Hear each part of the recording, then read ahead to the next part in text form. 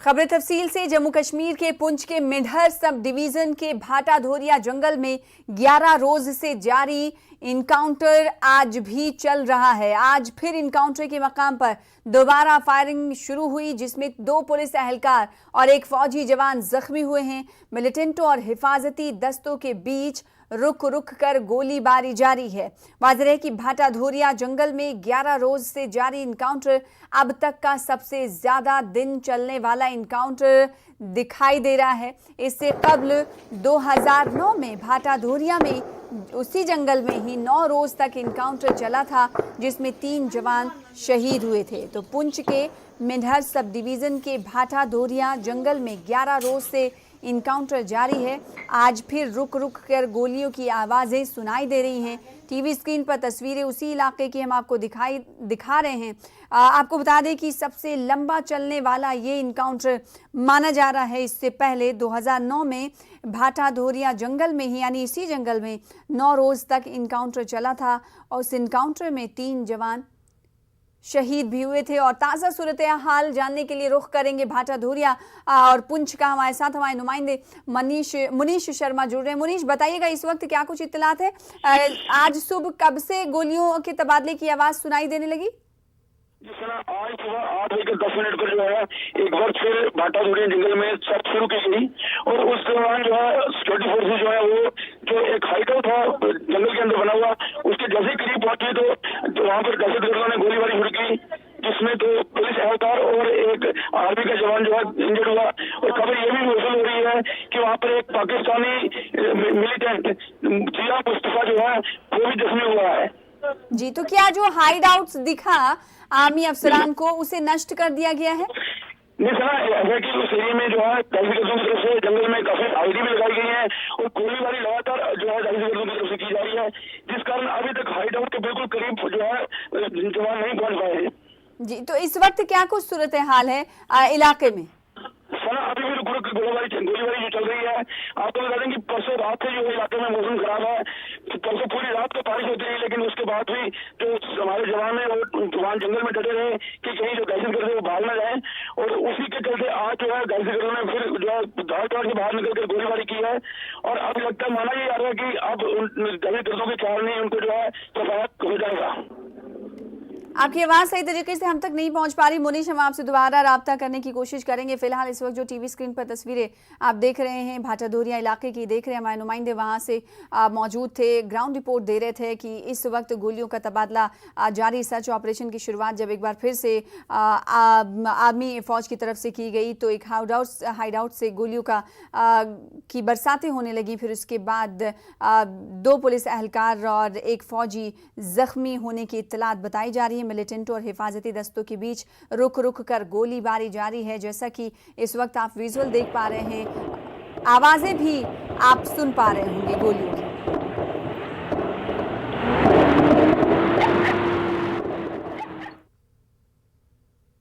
और इस इलाके की और इस इनकाउंटर की अहम बात यह है कि तकरीबन 11 रोज से ये इनकाउंटर जारी है। अब तक का सबसे बड़ा तवील इनकाउंटर इसे माना जा रहा है, क्योंकि इससे पहले 2009 की अगर बात करें तो 2009 में भाटा धोरिया जंगल में ही 9 रोज तक इनकाउंटर जारी रहा था। मुनीश से हम जुड़ने की कोशिश करेंगे और उनसे ताज़ा तफसीलात लेने की कोशिश हर हिस्से में करते रहेंगे कि इस वक्त क्या कुछ हालात भाटा धोरिया में बने हुए हैं। आगे बढ़ लेते हैं। मरकजी वजीर दाखिला अमित शाह के जम्मू कश्मीर के 3 रोज़ा दौरे का आज दूसरा दिन है। अमित शाह आज कसीर शोबा तहकीकी मरकज के 2 मराहिल का इफ्तिताह करेंगे और जम्मू में इंडियन इंस्टीट्यूट ऑफ टेक्नोलॉजी के 3रे मरहले का संग बुनियाद रखेंगे। कल अमित शाह ने राजभवन में एक आला सतही मीटिंग में यूटी की सिक्योरिटी सूरत हाल का जायजा लिया था। कश्मीर पहुंचने पर अमित शाह ने शहीद पुलिस अफसर परवेज अहमद की बेवा से मुलाकात की थी और इन्हें सरकारी मुलाजमत के सरकारी कागजात सुपुर्द किए थे। वाज़ेह है कि दफ़ा 370 की मनसूखी के बाद मरकजी वजीर दाखिला का वादी का ये पहला दौरा है।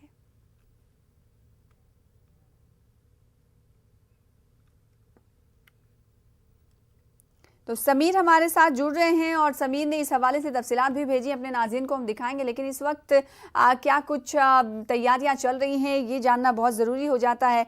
कई प्रोग्राम्स हैं जिसमें मरकज़ी वज़ीर दाखिला अहमद शाह शिरकत करने वाले हैं, संग बुनियाद रखने वाले हैं, जिसकी तफसील अब से कुछ देर पहले हमने आपके को दी। और दूसरे विंडो में इस वक्त समीर भट्ट को आप देख पा रहे हैं। समीर, इस वक्त आप कहाँ पर मौजूद हैं और क्या कुछ तैयारियां मरकज़ी वज़ीर दाखिला अहमद शाह के प्रोग्राम को लेकर? देखिए सदा, मैं इस वक्त भगवती नगर जो जेडीए ग्राउंड है यहाँ पे खड़ा हूँ और यहाँ पे ही कुछ देर के बाद तकरीबन 12 से 12:30 के बीच में union home minister Amit Shah पहुँचने वाले हैं।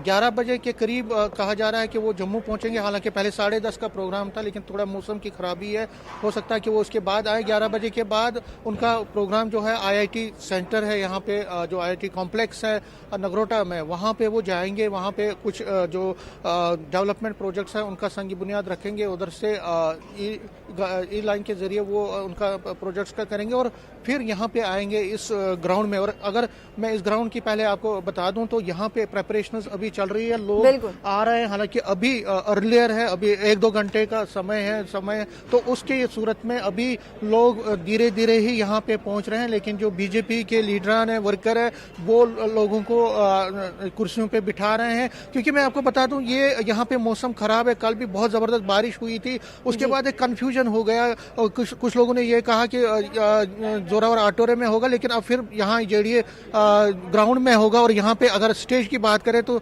स्टेज भी यहाँ पे पूरी तरह से हम कह सकते हैं कि अभी प्रेपरेशंस जो हैं आखिरी मराहल में है, क्योंकि अब बहुत कम टाइम रह गया उनके यहाँ पे आने का। और अगर हम यूनियन होम मिनिस्टर के विजिट की बात करें, जम्मू की विजिट की बात करें, तो एक बहुत ही इंपॉर्टेंट विजिट है इस माने में कि 370 और 35A उसको खत्म करने के बाद पहली बार वो जम्मू आएंगे। कश्मीर कल गए वो, उन्होंने बहुत सारी बातें की वहाँ पे। और जम्मू में क्या बात करते हैं, क्योंकि यहाँ पे कोई लोग ये कह रहे हैं कि 370 हटने और 35A हटने के बाद कोई डेवलपमेंट इतनी ज्यादा हुई नहीं है, जो एक्सपेक्टेशंस हैं लोगों की वो पूरी नहीं हुई है। तो यहाँ जम्मू से वो पहली बार एक बड़ी रैली को खिताब करेंगे पूरा, जो और हो सकता है कि जम्मू कश्मीर के लिए कुछ ऐलानात भी मरकजी वजीर दाखिला अमित शाह करें। इस वक्त जो तस्वीरें हमारे नुमाइंदे दिखा रहे समीर भट्ट जेडीए ग्राउंड में मौजूद हैं और तस्वीरें ये बता रही हैं कि तैयारियां पूरी तरीके से मुकम्मल हो गई हैं। लेकिन जैसा कि समीर आपने कहा कि बारिश हो गई है, तो क्या जितना टारगेट था इस रैली में लोगों के शामिल होने का, वो टारगेट पूरा हो पाएगा? कितने लोग इस रैली में शिरकत करने के लिए पहुंच पा रहे थे? इस हवाले से क्या कुछ जानकारी, क्या कुछ तफसीलात? देखिए सना, मैंने कल ही बीजेपी के लीडरों से बात की थी, तो उनका दावा था कि तकरीबन 50,000 के करीब लोग यहाँ पे आएंगे। लेकिन क्योंकि मौसम खराब है और बहुत कंफ्यूजन चल रहा है, जिस तरह मैंने आपको कहा, तो ये देखना अभी बाकी होगा कि कितने लोग आएंगे। क्योंकि अभी मैंने जिस तरह से कहा, अभी 2 घंटे का समय है, 2 घंटे के बाद वो यहाँ पे पहुंचेंगे। तो जाहिर तौर पर अभी टाइम है, लोग धीरे धीरे ही आएंगे जो दूर दराज इलाकों से। लेकिन रैली में कितने लोग होंगे उससे बढ़कर बात यह है कि वो यहाँ क्या बोलेंगे। क्योंकि देखिए, लॉ एंड ऑर्डर की जो प्रॉब्लम है वो बहुत बढ़ गई है। 370 हटने के बाद एक उम्मीद थी कि एम्प्लॉयमेंट जनरेशन होगी प्राइवेट सेक्टर और गवर्नमेंट सेक्टर में, बहुत सारे लोगों को जो यूथ है उनको अब्जॉर्व करेगी। लेकिन उस फ्रंट पे भी अभी बहुत ज्यादा काम नहीं हुआ है। लॉ एंड ऑर्डर की जो प्रॉब्लम है वो बड़ी है, खासकर जो स्टेटहुड की बात चल रही है, असेंबली इलेक्शन करवाने की बात है, उस पर वो आज क्या फिर बात करेंगे। क्योंकि कल उन्होंने बोला कि डिलिमिटेशन जल्दी होगा, डिलिमिटेशन का जो प्रोसेस है कंप्लीट जल्दी होगा, स्टेटहुड उसके बाद आएगा, असेंबली इलेक्शंस होंगे। लेकिन आज क्या वो इस बात को रिपीट करते हैं, क्या बात करते हैं? और दूसरी बात जो जब बड़ी बात है कि जम्मू में जो लोग हैं वो कई जो कह रहे हैं कि जम्मू की बात कर रहे हैं, कि जम्मू नैरेटिव की बात कर रहे हैं। बीजेपी में से भी कई लोग जम्मू डिक्लेरेशन की बात कर रहे हैं, जम्मू नैरेटिव की बात कर रहे हैं। उस पर क्या बात करेंगे, क्या? क्योंकि सबकी नजर इसी पर टिकी है। लोग क्या जम्मू के लिए कोई अलग से बात करेंगे? उस पर जम्मू के लोगों की नजर है। कश्मीरी पंडित की बात अगर करें तो कश्मीरी पंडितों की रिहैबिलिटेशन और उनकी बाज़ाबातकारी और उन्हें वापस वादी में बसाने को लेकर भारतीय जनता पार्टी ने भी इससे पहले वादे किए थे। अब जरूरी हो जाता है कि उस वादे की पेशरफ्त की तरफ, जब जम्मू अगर मरकजी वजीर दाखिला अमित शाह आ रहे हैं, तो वो हो सकता है कि कश्मीरी पंडितों के हवाले से भी कुछ बात रखें। खासकर कश्मीरी पंडितों की निगाहें इस पर जरूर टिकी हुई होंगी। समीर भट्ट। बिल्कुल सना आपने बहुत अच्छी बात कही। न सिर्फ कश्मीरी पंडित बल्कि जो रिफ्यूजीज हैं, जो वाल्मीकि समाज है, उनको भी बहुत खुशी है कि 370 हटा, क्योंकि उसके बाद उनको फंडामेंटल राइट मिले। लेकिन कश्मीरी पंडित का मसला अभी जूं का त्यों है, और जिस तरह से वहाँ पे अभी हमले हुए हैं माइनॉरिटीज के, तो कोई जो पीएम पैकेज में काम कर रहे थे जो कश्मीरी पंडित वहाँ पे, वो भी अब जम्मू वापस आ गए। तो एक बहुत बड़ा मसला पैदा हो गया, क्योंकि मोदी सरकार ये कह रही थी कि हम इनको वापस लेंगे, वहाँ पे रिहेबिलिटेट करेंगे, और एक बड़ा मंशूर था। और जो मोहन भागवत जब जम्मू आए थे आरएसएस के, तो उन्होंने भी ये कहा कि अब सिर्फ कश्मीरी पंडित को कश्मीर वापस बसाने का जो मंसूबा है उस पर हमने काम करना। हमने राम मंदिर बनाया, हमने 370 को खत्म किया, हमने बाकी इश्यूज को भी एड्रेस किया, लेकिन जो कश्मीरी पंडित हैं वही के वही है। तो अब अमित शाह यहाँ पे हैं, आज तकरीर करेंगे, तकरीबन 1 से 1.5 घंटे तक उनका यहाँ प्रोग्राम है। रैली में क्या बात करेंगे, क्या कश्मीरी पंडितों के लिए क्या मंसूबा है उनका, इस पर सबकी नजरें रहेंगी। क्या बात, क्योंकि आपने एक अच्छी बात को छुआ, और ये बात बिल्कुल जो कश्मीरी पंडित भी हैं, कश्मीरी माइग्रेंट,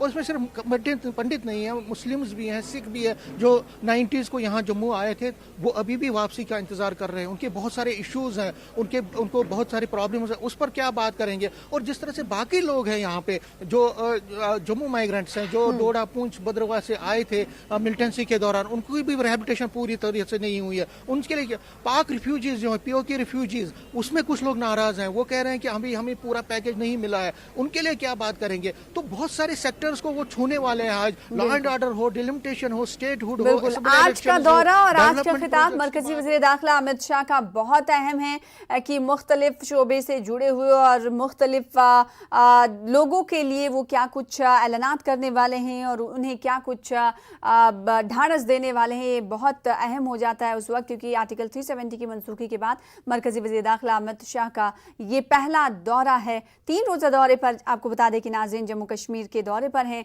अमित शाह, मरकजी वज़ीर दाखिला। आज इनका दूसरा दिन है, कल इनके दौरे का इख्तिताम होगा। इसके अलावा क्या कुछ मसरूफियात आज रहेंगी मरकजी वज़ीर दाखिला अमित शाह की? समीर भट्ट बताइएगा। आखिर में सवाल आपसे। जी सना, इसमें क्या है कि पहले जिस तरह मैंने कहा, वो आईआईटी सेंटर जाएंगे, वहाँ पे कुछ डेवलपमेंट प्रोजेक्ट्स और एग्जीबिशन का इनॉग्रेशन करेंगे। उसके बाद वो रैली में आएंगे, यहाँ रैली में तकरीर करने के बाद वो फिर राजभवन जाएंगे। राजभवन से फिर वो ऐसा हमें कहा जा रहा है कि जो बीजेपी के एमएलएज हैं, जो फॉर्मर एमएलएज हैं, एमएलसीज हैं, लीडरान हैं, उनसे भी बात करेंगे, उनसे जम्मू कश्मीर के हालात की बात करेंगे, सियासी हालात की बात करेंगे। और उसके बाद कहा जा रहा है कि वो एक आश्रम जहां यहाँ पे गुरुद्वारा है, वहां पे जाएंगे, जो डियाना में है, वहां पे जाएंगे, और उसके बाद फिर वो कश्मीर चले जाएंगे। 3-4 घंटे का जो उनका यहाँ प्रोग्राम है। लेकिन इसमें सबसे बड़ी बात जो है, जो मैं फिर कह रहा हूँ कि वो रैली में क्या बात करेंगे, उसका जम्मू कश्मीर की सियासत पर बहुत असर है। और होने उस वाला वक्त का हमको इंतजार है कि जब मरकजी वज़ीर दाखिला जीडीए ग्राउंड में पहुंचेंगे और अपनी बात की शुरुआत करेंगे, तो जम्मू जो कि मंदिरों के शहर के नाम से जाना जाता है, आज वहां पर मरकजी वज़ीर दाखिला अमित शाह पहुंचे हुए हैं। और जब वो इस प्रोग्राम में पहुंचेंगे तो क्या कुछ कहते हैं, ये देखने वाली बात होगी। बहुत बहुत शुक्रिया। आगे भी आपसे जुड़ते रहेंगे, इस हवाले से अपडेट लेते रहेंगे। आप हमारे साथ बने रहिएगा। समीर भट्ट, बहुत शुक्रिया हमारे साथ जुड़ने के लिए।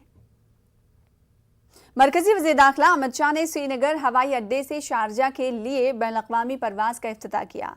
राजभवन श्रीनगर से वर्चुअल मोड के जरिए लेफ्टिनेंट गवर्नर मनोज सिन्हा और दीगर हुकाम इस मौके पर मौजूद रहे। शारजा के लिए रवाना होने वाली परवाज पर 158 मुसाफिर सवार थे।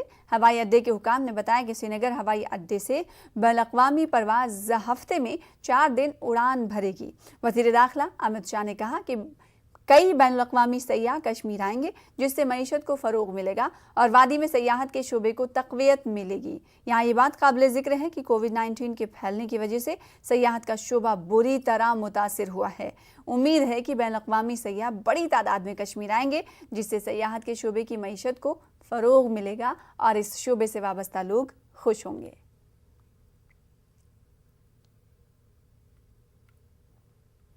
कामयाबी की कोई कहानी एक दिन में मुकम्मल नहीं होती, लेकिन ईमानदारी, सच्ची लगन हो तो कामयाबी की कहानी एक दिन ज़रूर पूरी होती है।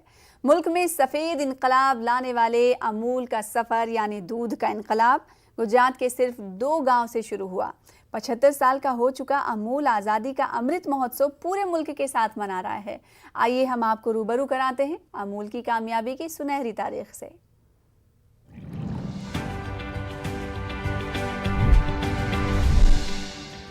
लाल बहादुर शास्त्री भारत की समृद्धि और विकास को लेकर बहुत संवेदनशील थे।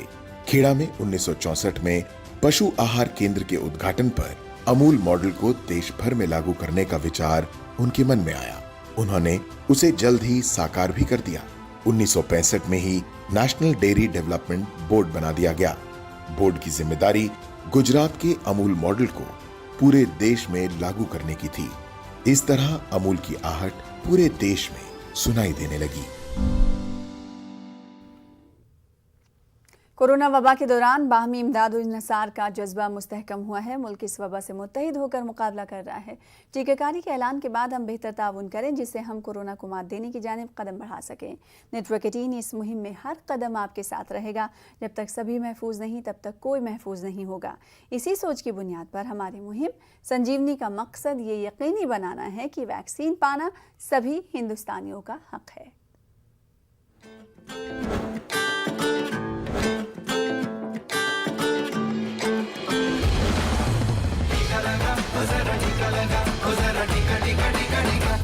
साने है कि अहम मुल्जिम आशीष मिश्रा की तबीयत खराब हो गई है। मरकजी वजीर मुमलिकत बराए दाखिला के बेटे को डेंगू हो गया है।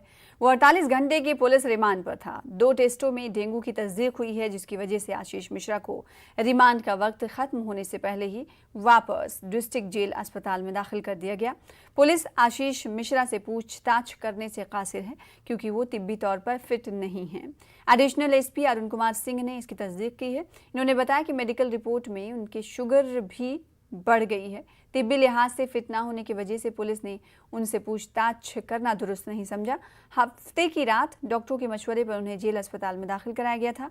पुलिस अफसरान का कहना है कि अगर मजीद ज़रूरत पड़ी तो बाजियाबी के बाद उन्हें दोबारा रिमांड पर लेकर उनसे पूछताछ की जाएगी।